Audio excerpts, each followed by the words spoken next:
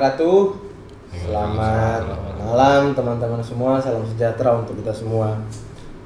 Pada episode kali ini kami hadir bertiga lagi. Saya, Wahyu dan Yosi. Mungkin kita akan membahas beberapa, mungkin bukan beberapa ya, tapi ada salah satu fenomena dan salah satu tokoh yang mungkin mendiami salah satu gunung yang bersejarah di Jawa, yaitu Merapi.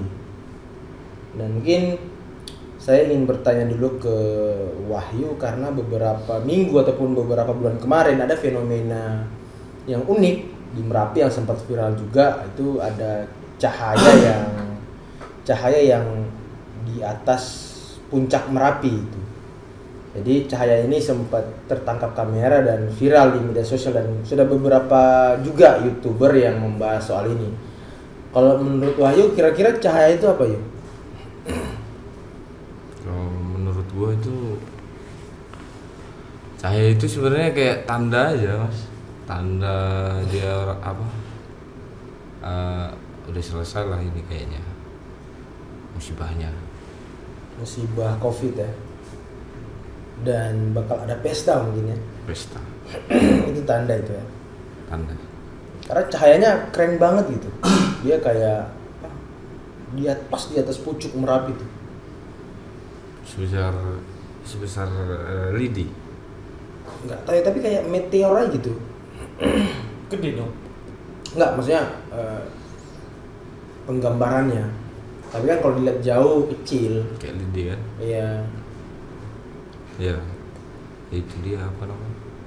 Tanda aja itu sebenarnya kayak Jawa ini udah selesai lah, insyaallah musibahnya. Berarti bencana udah selesai dan bakal ada sesuatu yang Gawe, ya. Apa namanya? Gawi. Kalau yang itu sebenarnya apa tuh yang cahaya itu? Apa ya? Kita nggak ngerti juga sih, Mas. Itu kan apa cerita lama ya, maksudnya Merapi dan segala ceritanya itu kan benar. Apakah tanda itu pernah muncul sebelumnya atau seperti apa? Wah, kurang tahu yang kalau yang cahaya kayak gitu baru pertama kayaknya itu belum lama ini lah itu. Kalau selain itu tuh yang kayak awan paling menyerupai bentuk gareng, petro, punakawan. Cerita rakyat Jawa itu. Tapi kalau menurut cerita orang-orang tua dulu di Jawa, cahaya itu ada sosoknya nggak? Ada yang bilang itu kayak apa ya? Sosoknya ya. Aku belum pernah ngeliat langsung sih, jadi nggak terlalu paham lah. Cuman yang jelas kemungkinan besar itu yang dari Alas Mentau paling. Alas Mentau. Itu di mana? Di Merapi. Areanya Gunung Kidul, cuman dia nyampe Merapi. Sosoknya ada nggak? Kalau sosok apa yang kayak di Merapi itu mungkin ini ya, bukan Punakawan lagi mungkin ya kalau yang kayak gitu ya. Karena dulu ada cerita itu kan Raden Joko Tingkir itu kan ngasih tanah itu ke Ki Ageng Pamanahan. Cuman nyampe tahun 15 abad 15 itu belum dikasih karena takut kan waktu dia menang sayembara itu. Jadi raja Pajang waktu itu. Kalau kita nyebutnya itu Joko Tingkir lah. Familiarnya itu. Jadi ngadain sayembara. Kakak beradik ini Ki Ageng Giring sama Ki Ageng Pamanahan ini salah satunya menang gitu. Jadi yang satu Ki Penjawi dikasih Ki Penjawi sama Ki Ageng Pamanahan. Ki Penjawi udah dikasih Pati yang sekarang jadi Pati sekarang. Pati Jawa Tengah kota. Ki Ageng Pamanahan ini yang dikasih Alas Mentau ini yang dekat Merapi itu. Jadi dia menguasai area itu ya. Sayembara apa? soal apa itu sayembara? Kurang tahu juga kalau ini lengkapnya ya, soalnya udah lupa ya cerita itu. Anda itu kan sempat ceritain itu kan dulu. Cerita-cerita ini ya orang tua ya. Berarti bisa kemungkinan yang siapa? Pemanahan itu yang di Mentawai ya? Mentau. Hah? Alas Mentau. Alas Mentawai itu yang di Merapi itu tadi. Ada kemungkinan gitu karena banyak yang bilang maksudnya salah satu yang biasa mengatur urusan di Jawa itu salah satunya dia lah. Menciptakan Raja Jawa juga dia. Siapa namanya? Ki Ageng Pemanahan. Ki Ageng Pemanahan. Itu sebenarnya karena dia lalai jadi wahyu rajanya turun ke dia gitu. Sebenarnya yang seharusnya menerima wahyu raja itu si Ki Ageng Giring itu saudaranya, saudara kandungnya. Tapi gara-gara sayembara itu akhirnya ke beliau lah ininya. Karena kecerobohan Ki Ageng Pemanahan sebenarnya. Itu.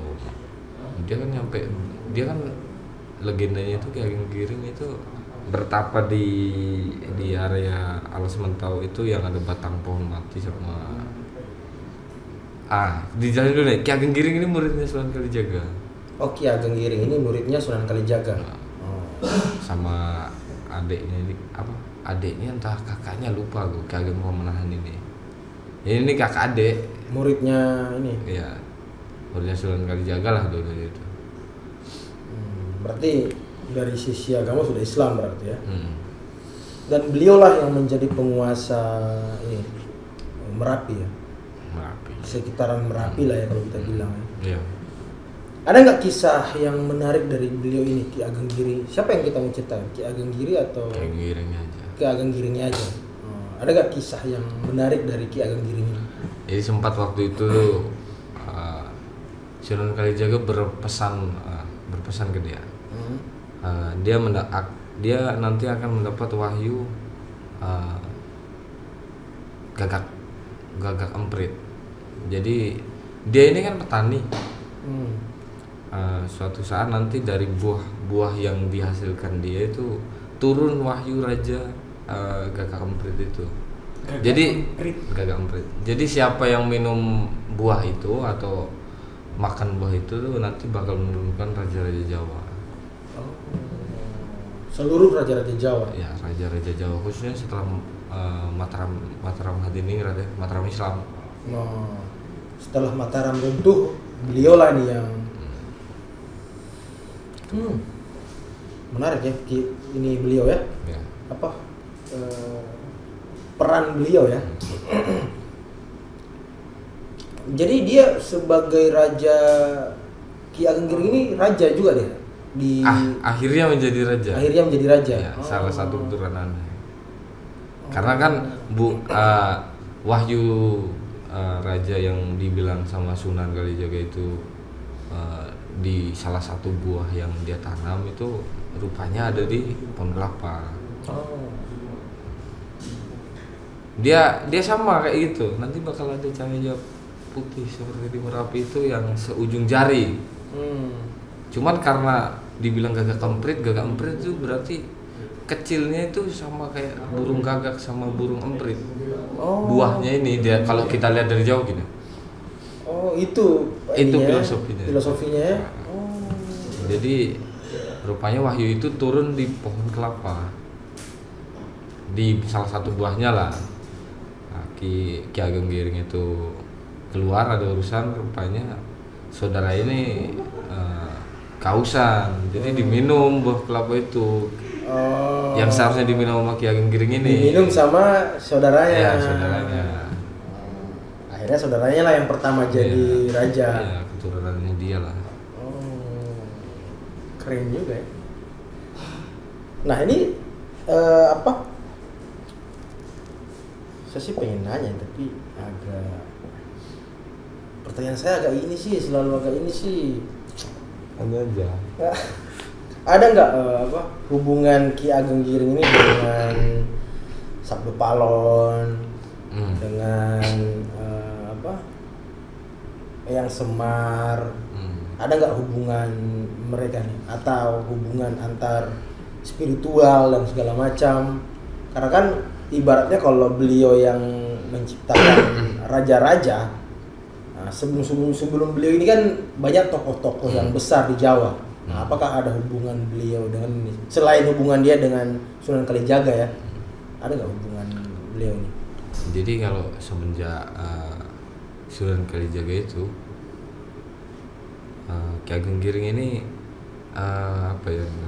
Ya tetap ada karena kegiatan kayak ngelarung ngasih apa lagi ya, ngelarung. Abis itu kalau yang di darat saya lupa tuh, syukuran itu ya, sedekah bumi yang di darat itu juga dilakuin sama dia karena kan tokoh ini itu kan salah satu tetua lah yang dihormati waktu itu.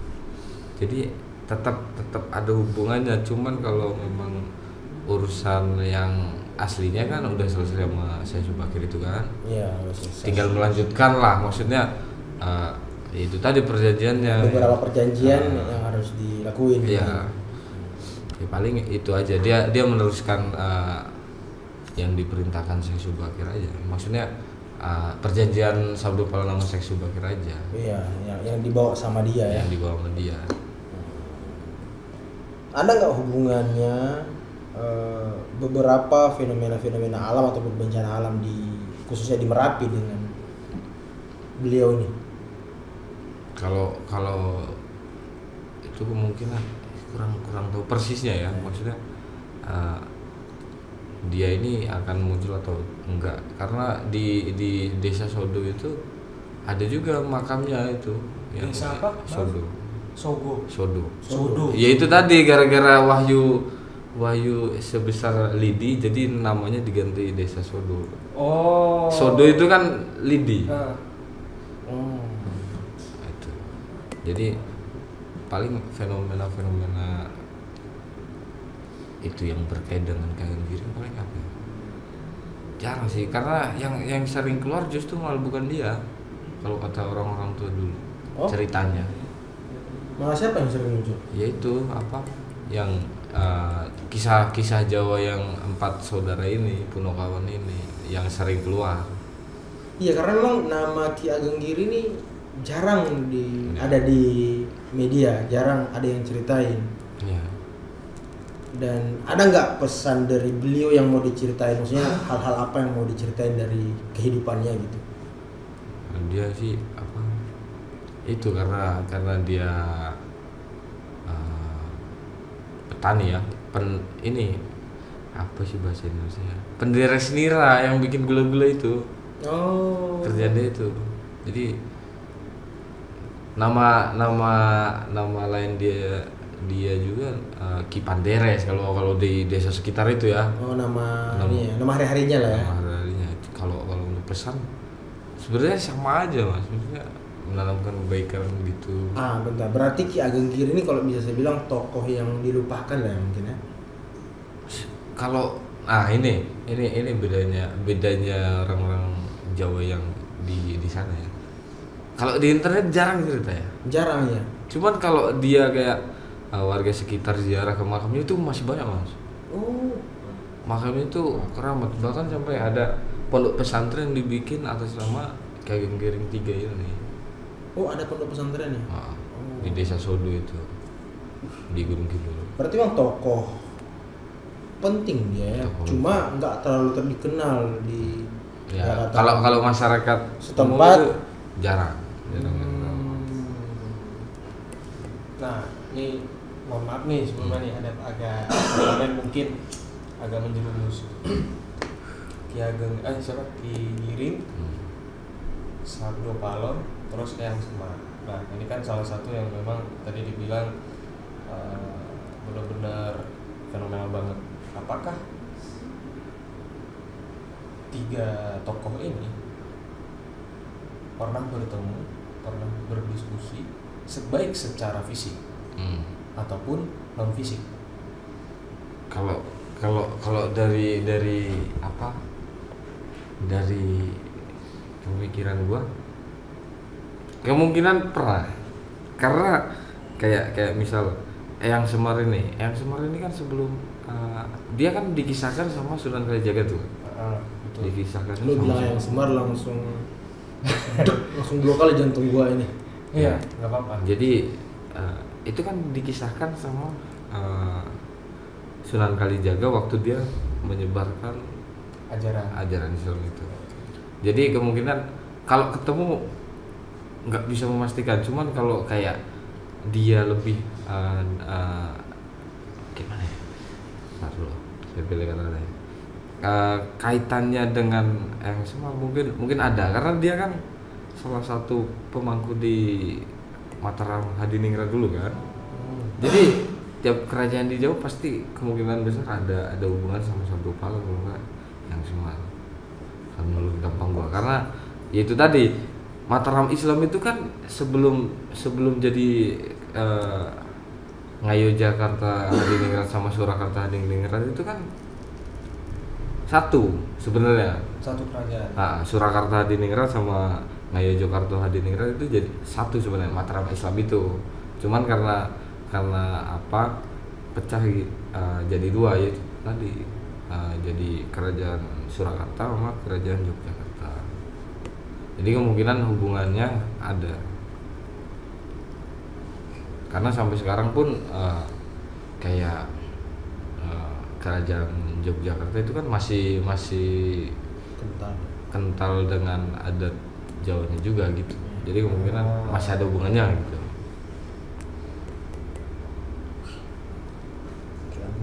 Ya itu kan menimbulkan suatu pertanyaan kan, kalau memang mereka pernah bertemu ataupun berdiskusi baik secara maksudnya secara fisik ataupun fisik ya. Nah, apakah ada jadi bertanya kan memiliki suatu titah dari baik itu dari Sabdopalon ataupun Eyang Semar ataupun Giring ini memiliki titah. Jadi istilahnya dari mungkin Sabdopalon dulu atau Eyang Semar turun ke Giring gitu, kayak semacam titah. Dan apa itu titahnya? Mungkin kalau ada ya, kalau pernah ada yang bercerita atau gimana. Jadi gini, Ki Ageng Giring ini kan sama Ki Ageng Pamanan ini kakak adik kan. Bersaudara. Ki Ageng Giring ini dulu sempat pernah bertapa di area Alas Mentau. Alas Mentau itu yang dekat Merapi itu tadi. Habis gitu Jawa ini kan, maksudnya penguasa Jawa ini kan yaitu tadi Semar kan. Kemungkinan dalam waktu dia semedi atau bertapa itu mungkin bertemu, karena yaitu tadi Alas Mentau itu alas yang lumayan angker di Jawa. Ya, lumayan apalah, zaman dulu itu masih rapet lah hutannya, sama kayak Alas Purwo, alas yang di ujung Banten. Ada sebutan lain dari Alas Mentau? Enggak ada. Nggak ada, namanya cuma Alas Mentau aja. Mentau. Soalnya kan kalau kita bilang kan kayak Alas Purwo bapaknya, terus Alas apa? Oh iya. Yang satunya lagi itu ibunya. Nah, yang Alas Mentau ini mungkin punya sebutan lain atau apalah kaitannya. Enggak kalau itu, karena yang diceritakan itu Alas Mentau ini salah satu petilasannya Ki Ageng Giring. Di situ tempatnya dia. Dia waktu bertapa itu, yang dia bertapa pun disuruh sama Sunan Kalijaga kan. Bertapalah kamu di pohon yang kering, batang yang kering, cuman ada bunganya gitu. Bertapalah dia. Mungkin dari situ dia dapat Wahyu Raja itu, yang ku bilang kagak emprit itu. Iya. Berarti mungkin enggak Ki Ageng Giring ini punya andil untuk menentukan pemimpin Indonesia? Oh iya. Karena itu banyak yang dibilang itu ada kayak sosok yang di belakang Jokowi. Ki Ageng Giring. Mirip. Itu terjadi ketika presiden pertama kita juga ada yang bilang kayak gitu. Mirip wujud apa maksudnya, yang kalau kita lihat kayak misalnya kepo gitu kan, nerawang-rawang apa nih yang di belakang para presiden. Biasanya dia ngikut yang sifatnya kayak rakyat gitu. orang-orang ini. Merakyat ya. Ya. Atine lunga. Atine iki apa? Lurus. Jadi kalau orang-orang pintar ngeliat kayak Presiden Jokowi itu ngeliat nanti kayak orang berbelakon kumisnya panjang. Oh, Ki Ageng Giring ini kumisnya panjang. Kakak adik ini Ki Ageng Pamanahan sama Ki Ageng Giring ini sama kumisnya panjang. Cuman Ki Ageng Giring ini karena ada nggak ngerti ya nggak ngerti juga, ada dia mancung banget soalnya. Oh. Cuman nggak tahu ada keturunan apa atau enggak. Itu. Jadi kalau Ki Ageng Giring ini tetap ada hubungannya sama siapa yang nentuin Raja Jawa itu. Apakah Ki Ageng Giring ini mempunyai ini? Mungkin karena dia seorang tokoh yang disegani di luar baik di masyarakat ataupun di luar, itu punya ini nggak kayak mungkin pondok ataupun apa namanya anaknya dia, murid-muridnya dia. Ada itu tadi apa pondok pesantren Ki Ageng Giring itu yang di Desa Sodo Gunung Kidul itu. Ada itu gede. Dan sampai sekarang masih ini ya beroperasi. Masih. Yang diabadikan namanya Ya. pesantren itu ya. Jadi awal-awal itu tuh ada masjid satu yang beduknya itu masih ada sampai sekarang dari zaman Ki Ageng Giring itu. Beduknya. Jadi masjid pertama yang di situ tuh beduknya Ki Ageng Giring yang buat dan sampai sekarang masih ada. Jadi banyak orang yang berziarah gitu. Kalau karomah beliau ada nggak? Kalau karomah beliau itu kalau dulu diceritain tuh maksudnya dari orang-orang tua Iya, cerita itu orang tua. nggak dijelaskan ya, nggak dijelaskan, Secara rinci ya. nggak dijelaskan, Jenis-jenisnya ada? Nggak ada. nggak dijelaskan. Cuman memang dia dibilang memiliki kesaktian yang tinggi lah.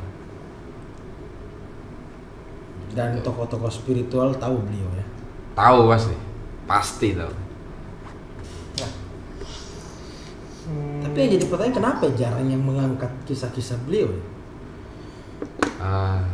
Kurang tahu tuh, mungkin karena perbedaan suku mungkin nggak risetnya nggak terlalu ngerti. mungkin takut ada Maksudnya yang ya, tafsir. maksudnya yang gue bilang perbedaan suku mungkin ada beberapa orang yang ini tidak ngerti, habis itu mau mencari tahu daripada takut salah mending nggak usah. Oh iya juga sih. Apalagi kan beliau ini jarang diceritakan ya di mana-mana. Jarang. Yang mengenal beliau mungkin daerah situ doang kan, Daerah daerah situ. Merapi, Keraton dan Ya. segala macam. Ya, Tapi orang Keraton tahu beliau ya. pastilah, pasti. Orang spiritual, orang-orang yang di sekitar keraton, Surakarta, Yogyakarta pasti tahu itu. Karena itu dulu zaman SD pun diceritain itu apa tokoh-tokoh yang dianggap penting dalam apa budaya Jawa waktu pelajaran sejarah SD itu. Oh.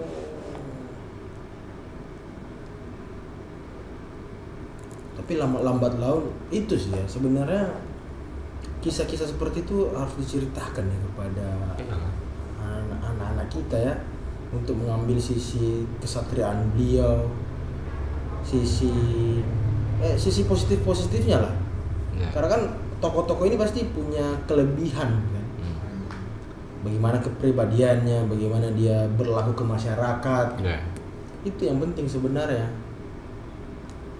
Tapi masih banyak ya yang ziarah ke makamnya sampai sekarang. Di mana sih makamnya? Makamnya Desa Sodo. Desa Sodo itu. Desa Sodo. Gunung gitu. Boleh lah kapan-kapan kita sana main-main ya. Nah, ini Mas, boten enten nih. Boten enten. Gini, apakah mungkin kalau misalkan dari empat tokoh tadi Ageng Giring dan Pamanahan sebelum Palun dan yang sama ini, entah mungkin dalam kondisi masa kekacauan ataupun nanti di suatu hari akan muncul kembali sosok yang seperti dia ataupun dia sendiri, karena kan dari beberapa riwayat kan sangat terkait tentang janji-janji Sabdo Palon yang bakal muncul lagi setelah beberapa ratus tahun gitu kan. Apakah ada juga yang menyebutkan soal Ki Ageng Giring atau Ki Ageng Pamanahan tersebut? Oh enggak, kalau yang pernah, maksudnya yang ku tahu ya. Jadi yang astagfirullah ngeblank. Yang akan muncul itu yaitu tadi ketika tiga perjanjian itu udah dilanggar itu Sabdo Palon bakal muncul. Maksudnya gini. Cuman gini, nggak mungkin ulama-ulama Islam itu membiarkan itu. Membiarkan Sabdo Palon ini muncul, nggak mungkin. Makanya kayak ulama-ulama Islam itu kan sekarang lagi giat-giatnya udah dihilangkan yang dakwah kekerasan, dakwah yang kencang, maksudnya yang terlalu frontal, mulai diberesin kan. Tidak mungkin dibiarkan Sabdo Palon keluar agar masa yang disebutkan itu tidak bermunculan, tidak terjadi lah. Karena kalau dalam cerita legenda itu nanti bakal ada Ratu Adil itu. Ratu Adil ini bisa banyak, cuman yang diceritakan itu nanti bakal ada Satria Piningit itu. Satria Piningit yang disebut Ratu Adil itu. Jadi kayak yang diucapkan sama Sabdo Palon ini bakal muncul nanti raja yang adil lah, yang merakyat, yang itu. Nah, dia itu Satria Piningit itu. Karena dulu sempat juga dengar cerita itu kayak ini ya, maksudnya ini cerita lampau ya. Dulu itu orang Jawa itu kan selalu nyair kalau apa itu. Iya. Bercerita. Jadi ada suatu ketika kakek saya itu cerita gini. Kakek saya yang di Jawa itu. Kayak kemunculan Raja Soekarno aja. Raja Soekarno, Presiden Soekarno lah. Sesuk ono presiden saka Blitar. Orang Blitar. Presiden itu sing kesiji iku saka Blitar. Kakekku ini dengar dari sesepuh dia. Zaman perang itu. Jadi udah pesan turun temurun ya. Abis itu yang kedua, raja kedua. Sesuk ono anake janda dadi raja nang Indonesia. Isu waktu itu. Sesuk ono buruh sing dadi raja, ya Habibie itu. Kan buruh dia. Iya. Ya kan? Nah, besok ada kiai jadi raja. Gus Dur. Dia selalu menceritakan urutan-urutannya itu mirip. Maksudnya ciri sifat orangnya ataupun pekerjaan orang itu. Jokowi juga masuk. Oh enggak, waktu itu masih Wadi itu rahasia, jadi nggak diceritakan. Waktu itu kan masih SBY. Aku diceritain tuh masih zaman SBY kan masalah. Jadi presiden selanjutnya nggak diceritakan. Nah baru-baru kemarin itu ya aku mulai paham, rupanya benar itu.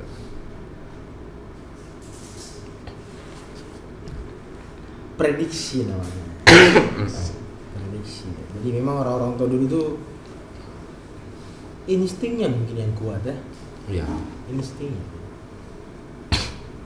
Ya instingnya yang kuat. Orang-orang dulu itu. Nah kalau Ki Ageng Giring nih, ada nggak petinggi-petinggi negara kita mungkin yang sowan ke dia, ke makamnya?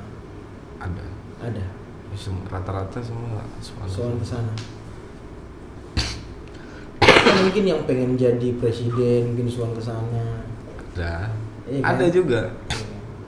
Karena rata-rata pasti ya ibaratnya minta doa. Karena kalau kita lihat posisi Ki Ageng Giring ini sebagai penurun raja-raja Jawa, ya orang pasti menaruh hormat dan istilahnya permisi lah sama dia. Ya. saya mau ada niat ini, ya kan? Iya kan, pasti itu kan, ada kan? Pasti. Dan banyak rupanya. Banyak. Dan memang yang nggak terekspos aja kalau orang berziarah. Iya, nggak mungkin. Kalau orang penting itu berziarah ke suatu makam nggak mungkin terekspos. Karena kadang dia perginya malam. Tengah malam. Habis itu orang dilarang keluar, ya kan? Sepi lah pokoknya tempatnya. Ya. Nah, ada lagi nggak cerita Ki Ageng Giring ini yang menarik? Mungkin cerita pas waktu ini kan salah satu apa yang di kerajaan itu sebutannya Yang mana? disebut yang setiap kerajaan itu ada memiliki sosok Yang mana? yang tadi itu yang gue bilang. Apa sih sosok apa sih yang tadi dibilang setiap kerajaan itu pasti punya lah salah satu sosok modelnya, entah itu penasihat atau apa yang seperti Ki Ageng Giring. Oh, Nah, apakah pernah mungkin di seluruh tanah Jawa itu kan pasti ada banyak lah kerajaan, apakah pernah mungkin berdiskusi dan Ki Ageng Giring ini turut serta? gini. Kelahiran Ki Ageng Giring kan dia abad 15 ya. Jadi kemungkinan kerajaan-kerajaan yang sebelum itu kalau maksudnya berdiskusi dengan Ki Ageng Giring mungkin enggak ya.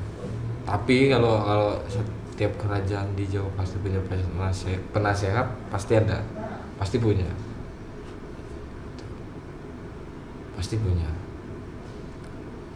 Semua ini kan tergantung zaman lah. Jadi kalau misal waktu itu zaman Brawijaya, oh ya udah ada Sabdo Palon.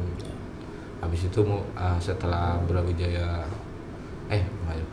Majapahit pecah, dia kan menurunkan turunan semua tuh, kayak turun lagi ada kerajaan Pajang ini Demak itu turun lagi, ada lagi pasti ada. Ki Ageng Giring ini pernah berdakwah kemana nih kalau boleh tahu? Kalau berdakwah Atau berkelana lah istilahnya. Kakak adik ini Ki Ageng Giring sama Ki Pemanahan ini sama-sama pengelana sebenarnya. Sama-sama pengelana. Dia pulang itu karena disuruh aja sama Sunan Kalijaga. Oh, karena diminta ya pertolongan beliau, akhirnya dia Iya. pulang. Oh, oke. Itu Petilasannya di mana-mana aja beliau ini. di Alas Mentau itu yang dekat Merapi, habis gitu yang di Desa Sodo, habis gitu di dua itu aja yang terkenal. Makamnya di Desa Sodo juga, paling itu aja sih. Ki Ageng Giring ini keturunan Brawijaya 5. Oh. Jadi pasti ada hubungannya sama Sabdo Palon. Ya kan itu tadi kayak Kayak gua nanya itu tadi. agak aneh juga kalau nggak bisa. Nah, jadi dia ini anaknya Brawijaya 5 dari selir keberapanya Prabu Brawijaya 5 ini. Namanya Retno Mundri. Nama ibunya Kalau ejaan Jawa Ratna Mundri. Retna Mundri. Cuma dipanggilnya Retno. Ejaan Jawa kan dibaca O. Iya. Berarti beliau ini anak turunan dari Brawijaya 5. Itu juga makanya kenapa dia bisa jadi raja ya, karena memang dari segi silsilah memang sudah kental ya dengan raja. Bukan dia sebenarnya yang jadi raja, Mas. Sorry diluruskan ya. Bukan dia yang jadi raja. Anaknya yang jadi. Iya. Jadi setelah 6 keturunan Pamanahan ini, saudaranya ini, kalau nggak salah ke-6 baru anaknya dia, anak ke-7 berarti dia. Baru anaknya jadi raja. Jadi ya itu tadi, karena minum air kelapa itu Ki Pamanahan itulah yang nurunin Akhirnya raja dia terus. yang tapi akhirnya kembali ke beliau itu. Dikasih kesempatan ke dia. Ke saudaranya Ki Ageng Giring ini buat anaknya yang mangku lah sesekali gitu. Boleh lah kita ke Sawangan jalan-jalan ya, sowan. Insya Allah. Boleh itu. Lu kenapa tadi Yos? Ada nggak? Enggak, pas waktu ini hanya sekelilin aja sih. Kan tadi disebutin pas dia seorang pengelana. kan. Batu. Terus seperti Lasana itu yang terkenal ada di 2 tempat tadi. Entah kenapa kayak sekelibat aja. Ada lagi kan gini, dia seorang pengalaman, nggak mungkin betul sana cuma dua, itu yang pertama. Ya. Adapun mungkin betul sana ini yang tidak terekspos ataupun cuma masyarakat sekitar daerah situ Ya, saja yang yang tahu dan jauh mungkin dari Nah, Merapi. jauh. Dan ada juga di tempat lain yang masih belum banyak orang yang tahu, masih dikit banget orang yang tahu. Sekelibat aja ya. Itu di mana lokasinya? Nanti aja. Masih belum ini juga, masih belum terlalu yakin juga, takut salah yang ngasih informasi kan. Ya. Cuman kayak gitu. Ada lagi nggak cerita yang menarik dari beliau ini? Apalagi ya? Penerusnya ada nggak? Terusnya Yang itu sekarang? sekarang wah udah keturunan berapa? Kelima berarti ya. Nah, Siapa sekarang ya? mungkin yang di Padepokan kali ya. Ya mungkin itu. Cuman Wahyu Raja dari buru apa?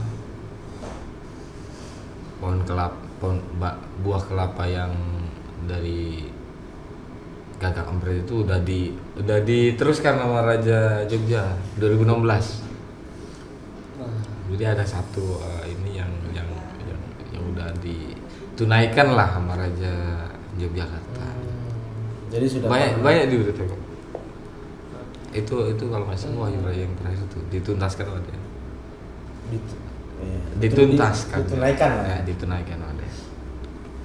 Kenapa ya? Ki Ageng Giring meninggal mungkin pada tahun berapa mas? Wah, kurang tahu ya kalau dari timeline lahirnya dia kan lahir abad 15-an ya. Jadi kemungkinan ya abad 16 mungkin. Karena kurang tahu ini. Soalnya kan umur apa pendahulu kita tuh kan panjang-panjang Iya, kan. ya, panjang-panjang. Kuat. Nah, ini sekelibat aja nih. Kalau di era dulu, zaman masih kerajaan dulu, orang-orang hebat, orang-orang tokoh-tokoh dan kiai-kiai pun serta selain kiai ya, maksudnya kayak ya raja, punggawa segala macam. Ini mohon maaf nih, ini agak rentan sedikit. Nah, apakah ada penjelasan tentang sukma? Sukma apa? Sukma dari mungkin ya dari Sangkupang, Semar atau ini, karena kan ada beberapa orang dulu tuh bilang kalau suatu tokoh ini memiliki beberapa sukma, yang artinya sukma ini ketika dia menggunakan semuanya akan kembali dan akan diteruskan kepada penerusnya, dan itu random, entah itu berapa jumlah sukmanya dalam satu tubuh. Nah, itu yang paham gitu. Sama seperti ceritanya yang Mahesa yang musuhnya Pajajaran dulu itu kan memang benar ceritanya kalau dia dipecahkan sukmanya. Apakah mungkin itu kan salah satu tokoh ya kan? Apakah mungkin beliau ataupun yang lain itu memiliki juga sukma itu atau gimana? Agak berat Atau mungkin ini ya apa namanya, belum ada penjelasan dari sekelibat aja sih. Sukma ini kan jiwa, maksudnya ya paling yang dibilang sukma ini yang ada di Jawa itu ya orang yang punya sifat mirip-mirip kayak gitu.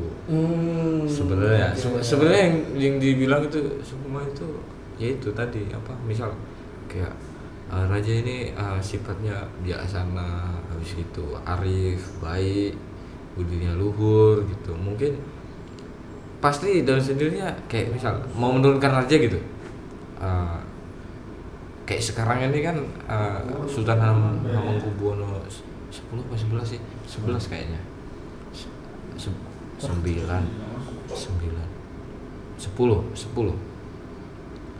itu kan sekarang ini dia. Aku nggak ngerti ini salah apa nggak sebenarnya. Karena raja itu harus laki kan.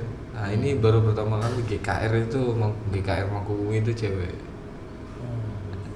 Makanya dari kemarin itu orang-orang yang di Jawa ngamuk kan. Itu. Jadi mungkin yang dibilang semua itu keturunan raja yang turun ya, maksudnya yang turun ke pewaris itu yang memiliki sifat mirip-mirip sebenarnya. Itu aja. Ya mungkin ada yang mewarisi sifat bijaksananya, Iya. ada yang mewarisi sifat jujur dan arifnya.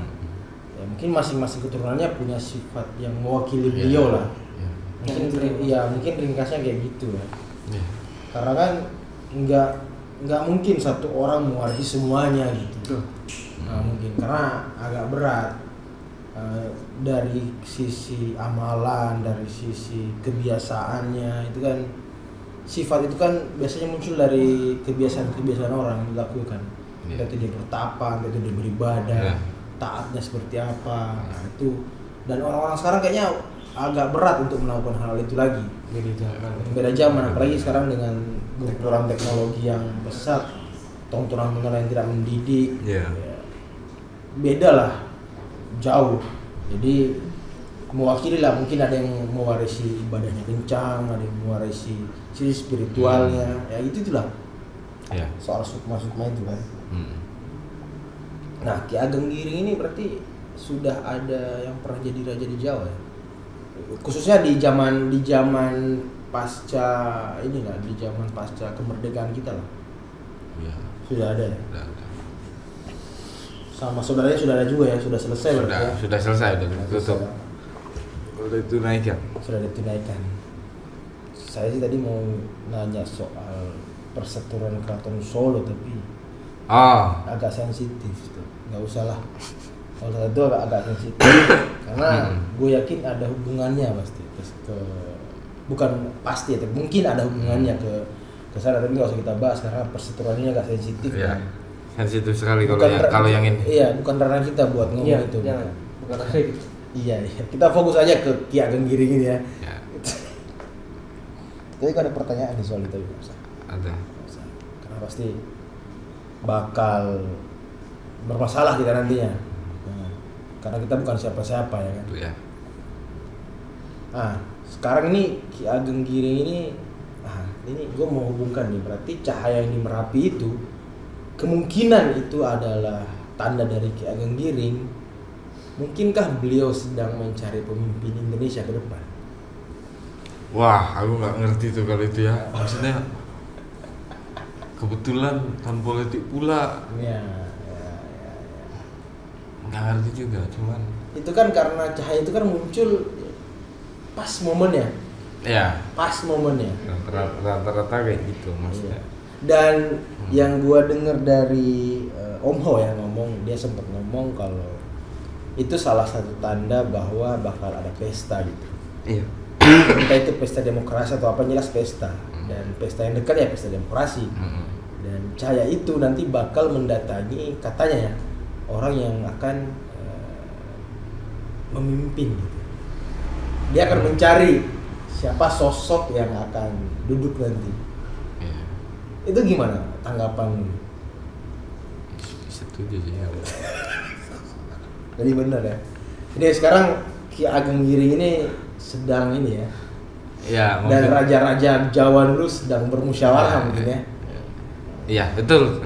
Entah itu mungkin pemimpin di politik nanti ataupun pemimpin yang bakal muncul di nantinya ketika suatu zaman itu mungkin akan kembali lagi kali ya. Karena gue ini mungkin salah satu alasan kenapa orang luar Jawa itu sulit untuk menjadi pemimpin Indonesia karena faktor itu tadi, faktor X ini tadi. Jadi ada campur tangan secara tidak langsung dari petuah-petuah Jawa gitu. Pemangku Jawa yang dulu ya. Makanya kan yang menjadi pemimpin itu rata-rata orang Jawa. Iya kan? Karena kalau kita lihat yang dari luar Jawa ya cuma satu yang pernah, Habibie. Oh ya. Iya. Habibie pun orang tuanya orang Jawa salah satunya. Emaknya orang Sulawesi. Bapaknya orang Jawa kalau nggak salah. Yang jelas ada, kalau bukan emaknya, bapaknya orang Jawa. Dan darah Jawa juga. Darah Jawa juga. Bapaknya berarti. Bapaknya kayaknya. Ada nggak?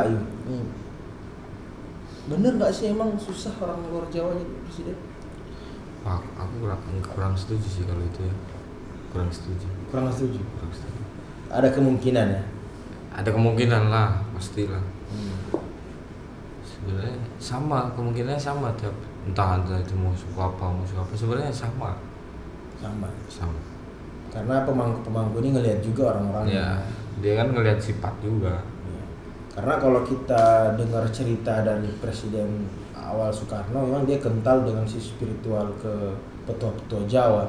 Soeharto, semuanya kental. Jokowi. Mungkin yang kurang kental cuma Habibie mungkin, karena dia kan ibaratnya bapak teknologi ya kan. Iya. Terus dia jadi presiden bukan dari enggak ini penunjukan, dia mengganti Soeharto kan, langsung mengganti Soeharto. Ini yang keren ini Jokowi nih. Sipil, satu-satunya sipil ya pasca reformasi yang berhasil memimpin Indonesia 10 tahun. Makanya itu kan dibilang dia udah mewarisi kayak sifatnya Satria Piningit ini. Cuman aku nggak tahu ya, kayak zaman yang disebutkan itu, maksudnya kayak Jokowi ini, banyak orang tuh bilang itu udah mirip cirinya sama Satria Piningit ini yang dibilang Ratu Adil itu. Udah mirip cirinya. Dia orang kecil, dia merhatikan orang kecil gitu. Dan dia bukan siapa-siapa dulu. Dia bukan siapa-siapa. Cuma pengusaha kayu. Banyak orang-orang tua bilang itu sifatnya udah mirip sama yang diramalin orang tua dulu itu. Yang gue bilang besok ada raja dari buruh ini itu yang tadi. Oh ya. Nah, cuman waktu itu belum ceritain karena dibilang kakekku, sesepuhku itu yang di keluarga itu masih wadi. Si rahasia. Berarti yang nextnya masih rahasia. Rahasia. Kira ini udah ada tandanya kan? Ya, karena ini udah ada tandanya nih sih sebenarnya tandanya udah banyak di Pak Jokowi ini. Maksudnya Satria Piningit ini. Cuman aku nggak boleh nyimpulin karena itu tadi wadi itu masih rahasia dan nggak tahu jelasnya lah. Daripada salah ini nggak usah. Ini lagi mungkin nih terakhir kali aku yang nanya ya. Kemunculan dari Cahaya Putih ini kan pertanda ada pesta, terus ada mungkin bisa jadi pemimpin yang baru ya di era yang akan datang. Apakah cuman tandanya itu cuman cahaya itu doang dan di daerah gunung itu aja? Biasanya kan kalau memang berkesinambungan umumnya ya kita bilang ya, satu tanda akan memicu tanda-tanda yang lain. Oh iyalah. Itu kan yang dipercaya orang Jawa itu. Ya, akan memicu tanda-tanda lain, entah itu dari segi apapun lah. Gini aja cara simpelnya ya. Coba. Soal saya itu, siapa yang berziarah ke area Gunung Kidul lah hari itu? Itu susah sih gue tahu. Dan mungkin menurut